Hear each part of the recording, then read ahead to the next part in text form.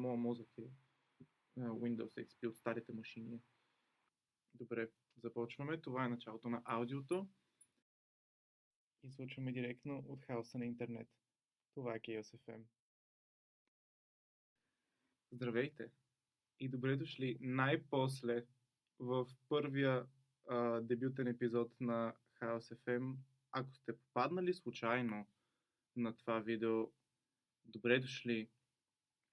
Ако сте кликнали на това видео, дали в сторито, което качих, за да промотирам този подкаст, дали просто ви е станало интересно за това, което ще се говори в този подкаст, което ще бъдат много неща на много различни теми, без значение по каква причина сте кликнали на видеото, добре дошли в, както казах вече, дебютния епизод. Много се надявам, че този подкаст ще ви бъде интересен и че ще успеете да намерите нещо, което да ви е интересно, за което да ви е интересно да чуете и да ви бъде интересно да прекарате около половин час с мен. Може и повече, може и по-малко, зависи за какво си говорим и колко въодушевено се чувствам да говоря за това, за което говорим в конкретния епизод. За днес и този дебютен епизод, това, за което реших да си говорим, са две неща. Едното е да ви разкажа какво точно ме доведе до идеята за House FM и какво точно е House FM, защо се създаде House FM, въобще цялата предистория на това, което гледате в момента.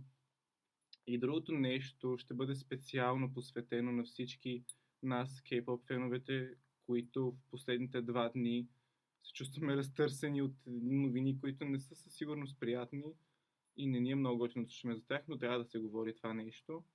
А и плюс това, мисля, че много добре могат да се свържат двете неща с това как искам аз да представя дебютния епизод и за това, което искам да говоря и за да дам един добър стартов тон на подкаста. Да.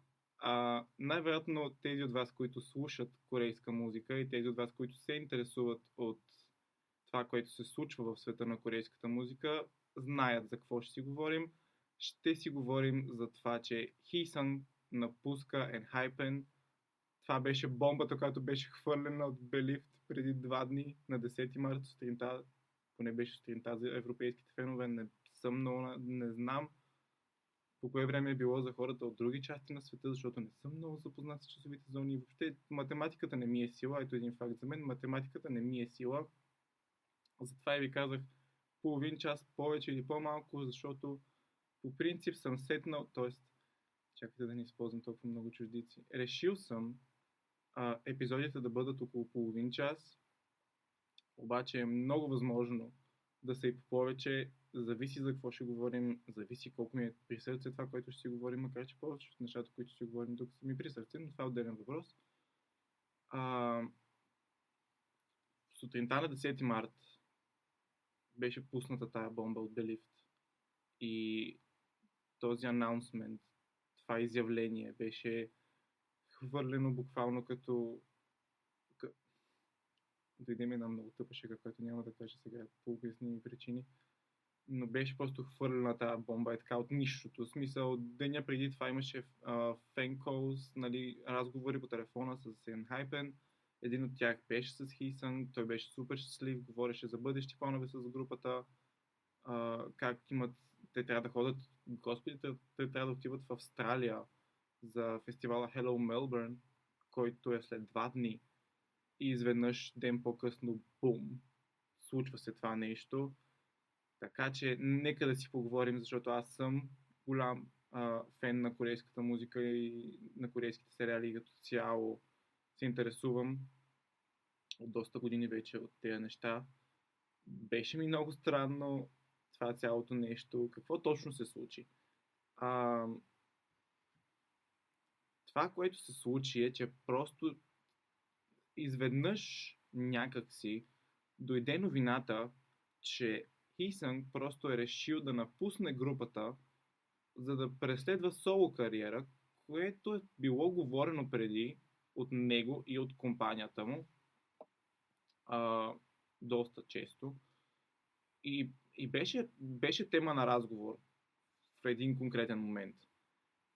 Но никога не е било тема на разговор от сорта на аз ще напускам групата, за да преследвам соло кариера, защото имаме примери в K-pop културата има жестоко много примери за това, че е възможно да се прави солова кариера, докато си в група.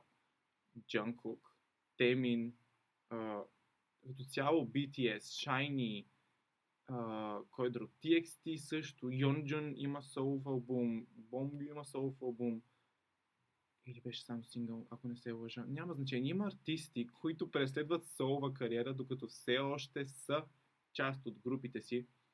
Естествено, ако вече групата примерно се разпадне и тогава те започнат да преследват солова кариера, това е отделен въпрос. Но ако сте сериозен фен или поне следите достатъчно стабилно K-pop обществото, знаете, че има примери десетки за артисти, които са в група и в същото време преследват солова кариера. Т.е. пускат албуми и правят промоции на тези албуми солово. И това никога не е спирало промоциите на групата и това, което групата прави. Тоест, феновете, това, което се случи, просто беше, че феновете бяха супер озадачени. Трябва да кажа бяхме, защото аз съм част от тези фенове, но ние бяхме супер озадачени от това, което се случи и факта просто, че той трябва един вид да напусне групата, за да може да си преследва соловата кариера.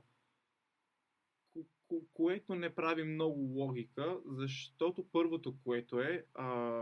чакайте, че си гледам сценария, за да не си бъркам мислите, защото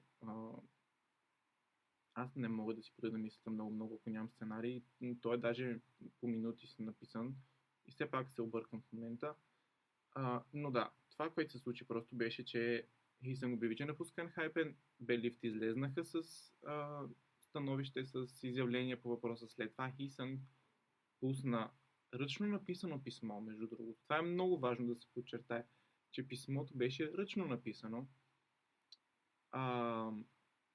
Той го пусна в Weverse, ако не се лъжа, или нещо подобно. Не забравям детайлите в момента просто, но той го пусна това писмо ръчно написано, в което обяснява на феновете, че знае, че това нещо ще се приеме с миксирани емоции, че може да си представи колко са шокирани феновете да чуят за това решение и подчерта, че и това е нещото, което ето от този момент започва цялата драма и целият хаос, който се случва в момента в K-pop света, защото е огромен.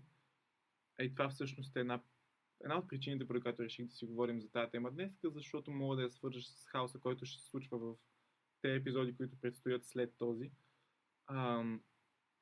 Но това, което доста разяри феновете като цяло, беше, че той написа в писмото си, няма да цитирам, защото не мога да цитирам дума по дума, но общо взето това, което беше написано в ръкописното писмо на Хисън, беше, че той напуска групата и продължава солова кариера и тази пътека, този пат е бил предложен от компанията, от Belift.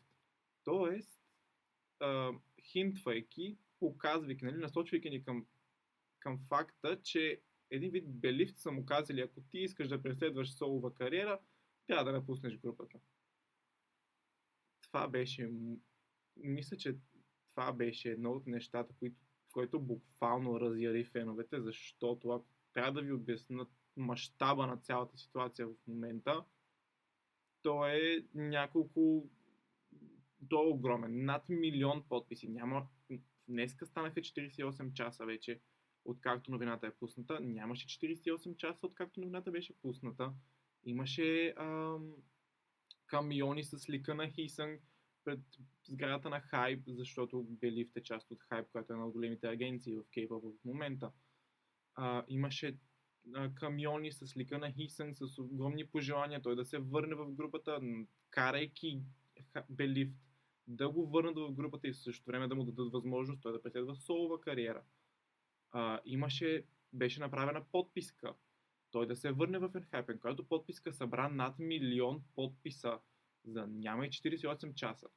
Бяха свързани други фендами, защото не всички, ама голяма част от тези големите фендами, които са на Seventeen Stray Kids, ARMY, Blackpink, те се юнайтнаха, свързаха се супер бързо с engines, които са фендъма на Enhypen, заедно да направят нещо по въпроса и да направят така, че да се случи това нещо, Хисън да се върне в Enhypen и да прави солова кариера. Нещо друго, което аз ще си поговоря, ще си кажа след малко това, което аз мисля. Да, просто ако сте отворили Twitter, Reddit, TikTok, Instagram, въобще знаете какво се случва, хилядите тъжни постове, хилядите писма написани от фенове, анализи, теории, спекулации, защото няма как да е кей-поп без спекулации просто. Като цяло няма как да е музикална култура без спекулации. Това мисля, че се случва навсякъде. Аз съм и Swift, така че и в нашата, и в Swift нещата се случват. Има ги тия неща. Като цяло в поп културата ги има спекулации, емоционални постове, анализи. Въобще страшно е положението. Хората бяха тъжни, ядосани. Чете се сценария, да не забравя нещо. Хората бяха тъжни, ядосани, почнаха да се търсят скрити знаци, излизаха наяве стари постове, стари интеракции с феновете, от които в момента, в който са били направени тези интеракции и са се случили тези интеракции, тогава не е мислено нищо със заден план. И не е говорено за тези неща. Имаше един пост на Джон Лон, на лидера на Enhypen, който беше нещо от сорта на не мога да ви обещая трябва да го намеря точно за да се какво пишеше, но беше нещо от сорта на, че не може, нали, не може винаги да сме... Не, ето сега след какво беше. Трябва да ми време, моят мозък е Windows XP от старите машини. Че нищо не трае вечно, но това, което той може да направи е да се постарае engines да бъдат щастливи. Или да ни комфортва по възможно най-добрия начин, т.е. да ни дава едно рамо един вид, нали, дори виртуално. И това мисля, че се случи преди месец или нещо подобно. Го имаше този момент в Weavers пост. Не съм много добър с таймлайна, с времевата линия на цялата ситуация, но да, общо взето имаше такъв пост на Джон Лон преди време в Weavers. И в този момент никой не си е мислил кой знае какво за това нещо. Хората бяха някакви, той просто окръжава феновете в трудни моменти. Тогава беше и супер тегъв период за Enhypen и те бяха супер натоварени. Така че хората си помислиха, че може би просто това е неговия начин да изрази емоция и да благодари на феновете. Обаче в момента, гледайки тези неща, имаше излезнало видео на Съно, който е член на групата, който се беше разплакал на един от последните шоута в Сеул, които бяха направили. И гледайки назад в момента към тези неща, може би хората спекулират, че това са били знаци, че това нещо ще се случва в скоро време, защото със сигурност аз смея да твърдя, че мембърите са знаели по един или друг начин, че това нещо се случи. Тотално не мисля, че това се е случило без тяхното знание, въпреки че има някои фактори, които посочват и ни сочат към факта, че може би се е случило без те да знаят каквото и да било за тая цялата ситуация. Но просто в момента кейпъл света гърми от това цялото нещо. Пишат се постоянно нови новини. Моят телефон, защото аз чета от Koreabook, който е един от най-големите сайтове за новини, свързани с корейската поп култура. Той гърми. Моят телефон гърми от известия, свързани с това цялото нещо. През 15 минути е някакво ново известие с неща, които са свързани с тази тематика и с тази история. Моята идея беше, че това цялото нещо в момента създаде една тотална паника, един тотален хаос в кейпъл света. Правят се някакви уникални неща, някои фенове на Enhypen стигат до уникални крайности. Те искат да бойкотират групата от всякъде, което аз не мисля, че трябва да се направи. Не мисля, че е правилният подход. Да, излейте си емоциите, защото за някои хора, аз лично, за мен също беше голям шок, защото съм фен. И когато видиш, че една от любимите ти групи, артист, който се следи от много време, се разпада по този начин, в смисъл това е разпадане по един или друг начин, става едно такова мъчно, защото, нали, някак си го преживяваш по един или друг начин. Някои хора го преживяват повече от други хора. Аз, примерно, да, странно ми е, защото съм свикнал да ги гледам 7 човека на сцената, 7 човека в музикалните видеа, в песните се чуват 7 различни гласа. И може би затова ми е толкова странно, защото знам, че за напред, тъй като това е официално решение, не можем да го върнем. Да, гадно ни е, но някак да се върне.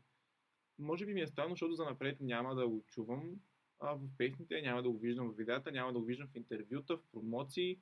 И може би затова ми е толкова странно, но пък някои фенове просто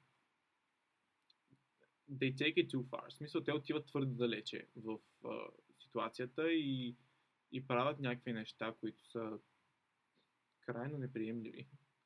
Ако се наричаш фен, защото извинявам се много, ама да бойкотираш групата, това е граничи с лудост. Не бих го направил аз лично, защото аз имам мнение, моето мнение, аз също не мисля, защото се спекулира, че Хайп и Белив са го накарали Хисън да напусне нарочно и са го принудили един вид да напусне групата, за да може да си преследва соловата кариера, защото пък той беше споменал, че неговия музикален стил и неговото виждане за музиката му за напред се различава от стила, в който Enhypen върви, към който Enhypen върви в момента. И това е причина, според мен, да искаш да правиш солова кариера. Тотално не мисля, че е причина да напуснеш групата, защото ти можеш да си имаш соловата кариера и все пак да си в групата и да правиш тая музика с тях, но това си е лично моето мнение.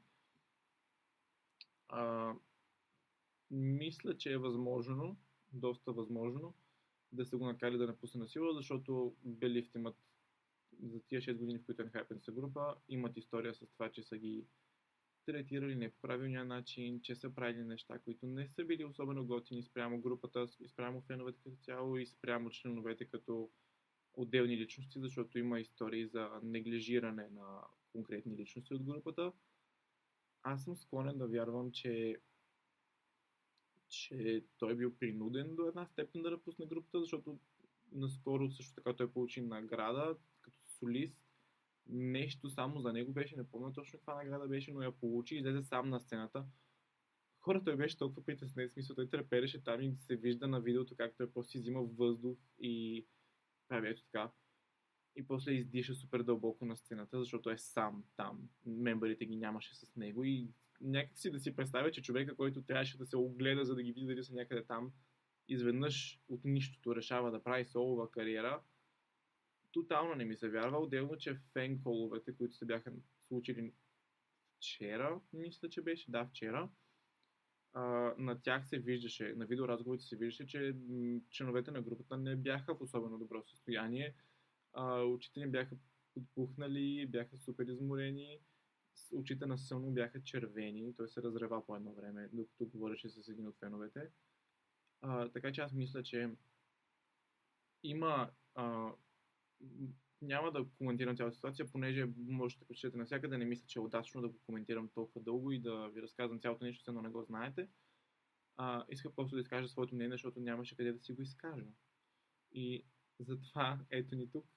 Моето мнение е, че ако той иска наистина да напусне групата, за да преследва тази солова кариера, за която говори в писмото си, естествено, че трябва да го направи това нещо.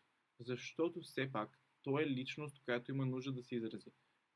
И ако мисли, че той наистина не може да се изрази по начина, по който иска да се изрази в групата, изцяло негово право е, като цяло човешко право е негово да напусне групата и да преследва тази солова кариера, за която си говорим.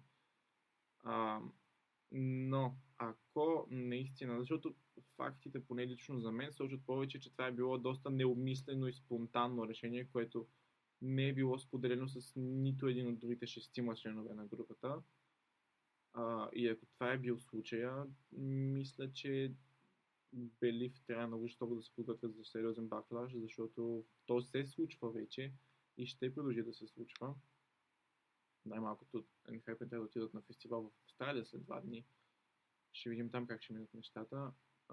Но аз мисля, че каквото и да се случва, ние трябва да продължаваме като фенове, да продължим да подкрепяме групата и Хисън като отделен човек Сигурен съм, че те ще запазят добрия тон помежду си. Сигурен съм, че членовете на групата го подкрепят, защото това бяха написали в писмото, въпреки че писмото беше квалифицирано като 100% AI, но това е отделен въпрос. Да, мисля, че просто трябва да му дадем този шанс. Въпреки че съм почти убеден, че очакванията ще са много високи, защото за да направиш такова буквално изявление от нищото и да очакваш, нали, да направиш това изявление от нищото, да покажеш така, че искаш да си солф артист по средата на промоции с групата ти. В момента хората ще очакват нещо велико от него, за да покаже, че наистина трябва да е солф артист, така че аз лично имам доста високи очаквания за бъдещия му албум като солист. Ще го подкрепя като фен и мисля, че точно това трябва да направим. Не мисля, че имам какво повече да кажа. Исках просто да си го изговоря. Причината, поради която исках да си го изговоря, ето сега е момента да си погледна сценария отново, беше защо хората реагират по определен начин и то толкова силно, по толкова силен начин на определени новини, когато е нещо, което ги вълнува супер много, както е в случая за много хора, включително и мен. И това е това, което казах. Когато слушаш артист от много време и го усетиш като твой артист и то стане част от теб, защото музиката не е просто музика, то става част от теб по един или друг начин. Аз, примерно, не мога да живея без музиката си. Аз съм с слушалки навсякъде, постоянно, нон-стоп. То в един момент става част от теб и когато нещо такова грандиозно се случи изведнъж, мозъкът ти не знае точно как да реагира и то се получава една много хаотична ситуация. Това, което си мислех по въпроса е това, че се случва в момента една верига. То не е само с тази новина. Ако се загледаме в примери, които има през годините за супер жестоки такива вау новини от нищото, то се получава като една верига. В смисъл, чакайте да погледна колко точно, как си го бях записал. Така. Имаме една новина, която гърми, в смисъл бомбардира интернет пространството, тая новина. Окей. Каквото и да е станало, станала. Новината е там. Тя е онлайн. Хората я четат, хората я възприемат по един или друг начин. Това възприемане обаче след това води до реакции. Десетки хиляди, стотици реакции. Тея реакции обаче със себе си водят още реакции. Тоест, то се получава като една верижна реакция. То е една верига. Новината е началото на веригата. Възприемането на новината продължава тая верига. И след това всички тия хора, които се интересуват от въпросното нещо, от въпросната ситуация, те започват да нанизват едно по едно. Извинявам се, ударих микрофона. Те започват да нанизват ситуацията. И цялото това нанизване и всички тези реакции на реакциите на хората, то се получава нещо грандиозно. В смисъл, стават някакви грандиозни неща и точно това ми е на мен идеята за това цялото нещо. В смисъл, в един момент имаш просто чувство, че ти си в средата на един огромен хаос, който по някакъв начин започва да се впива в твоя мозък и в твоето виждане за нещата и в твоето ежедневие дори. Защото аз от 2 дни насам само това мисля. Нали? Не само това, защото имам и отделно 100 000 други неща на главата. Мислите, нека да си дадем 3 секунди пауза, в които да си прочета сценария, да реша каквото искам да кажа и да го кажа. Така. Ето сега вече мога да се изразя по-правилно. След тази верижна реакция и цялото това наплитане на ситуацията и надаване и в един момент тя става толкова тежка и ти започваш да се чувстваш, че си в средата на един разговор, обаче в който разговор всички говорят едновременно. Тоест, стотици хиляди хора говорят едновременно с стотици хиляди различни мнения за едно и също нещо, което е в центъра на цялата работа, обаче никой не слуша това, което се казва. И в този момент идва идея, в този момент идва хаоса. И точно това нещо, между другото, не от тази цялата ситуация, но от това нещо за хаос ми даде идеята за Хаос FM, защото това, нека да си поговорим сега за идеята на подкаста и да ви разкажа какво точно беше каква беше моята идея да създам този подкаст. Защото това няма да е подкаст за просто новини, в които аз да си говоря някакви неща, които са се случили в последната една седмица и да получавам просто някаква обратна връзка. Това е подкаст, в който се водят разговори. Обаче разговора е двустранен процес. В случая едната страна съм аз пред камерата с микрофона, с моите новини, с моето мнение, с моята реакция. Ответната страна сте всички вие, които гледате това нещо, всички вие, които реагирате по един или друг начин на това, което аз говоря. В момента, в този първи епизод, може би няма да има много хора, които да реагират на това цялото нещо, защото знам, че повече от хората, които ще чуят този първи епизод, най-вероятно няма да са запознати с това, за което говорих. И просто от едно 20-минутно обяснение на ситуацията няма и да получат много информация. Но идеята беше просто, че мисля, че може всички да се съгласим, че много от младото поколение, много от нашето поколение, защото поколението Z, генерация Z, Gen Z, както искате така го наричате това поколение,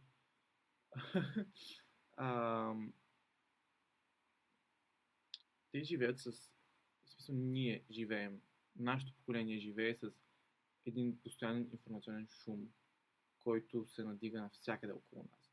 Тоест ние сме обградени от жестоко много информация, от жестоко много ресурси, от жестоко много начини да проследиш нещо и да чуеш 50 000 различни мнения. И не мисля, че мозъка ни е програмиран и е готов да живее заедно с целият обем от информация, който има в света в момента.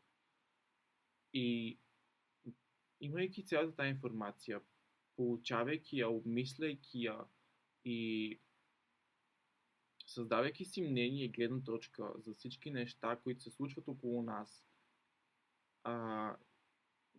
в един момент просто изпадаме в една дупка, от която е много трудно да излезем. Просто защото не сме свикнали и не сме подготвени предварително за това, което се случва. Защото малките деца, които растат в момента, според мен лично, ще бъдат много по-подготвени за това цялото нещо, защото те са родени с интернет, буквално. Докато хората, които са на 22, като мен, или по-големи от мен, дори примерно, те не са имали този достъп до интернет толкова сериозен, колкото го имат децата в момента. И ние не сме готови да приемем цялата тази информация. И ние не сме готови да реагираме на цялата тази информация. И ние не знаем как да го направим, точно защото не сме имали възможност да го направим преди това. Ако интернет съществуваше от преди 100 години, всички ние щяхме да сме готови да реагираме на супер много информация. Интернет културата просто заема голяма част от ежедневието ни и в един момент ти се чувстваш просто претрупан и презареден до някаква степен с цялата тази информация. И това са неща, които ни карат да мислим, естествено, но някои от нас мислят твърде много и прекрачват граници. Мисля, че идеята ми просто беше, че целият този интернет, цялото това нещо, то просто, колкото и да е хубаво, че се развива и че можем да го ползваме за всякакви неща, толкова и лошо и толкова много и влияе по гаден начин на нас, като хора и като потребители, защото от ние не знам да го ползваме правилно. Да, това, което иска да кажа е, че много неща се случват едновременно, наведнъж и то е целият този обем от информация, всичките очаквания, които хората имат към нас, обществото ни, близките ни, всичките тези неща. Те се трупат и стават като един огромен...